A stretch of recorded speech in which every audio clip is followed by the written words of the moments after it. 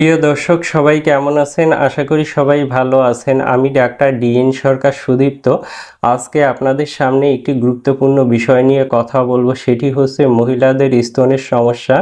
যে সকল মহিলাদের পরিপূর্ণ বয়স হওয়া সত্ত্বেও স্তনের আকার স্বাভাবিকভাবে বাড়ে না বা স্তন পূর্ণাঙ্গ হয় না, তো তাদের জন্য আমি একটি গুরুত্বপূর্ণ হোমিও মেডিসিনের নাম বলবো।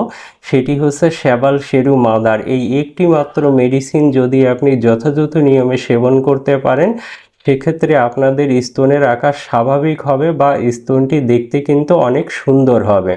তো যারা চাচ্ছেন যে স্তনের আকার স্বাভাবিক করবেন বা স্তনকে অনেক সুন্দর করবেন, তারা অবশ্যই এই শ্যাবাল শেরু মাদার মেডিসিনটি কিনে সেবন করলে আপনারা উপকৃত হতে পারবেন।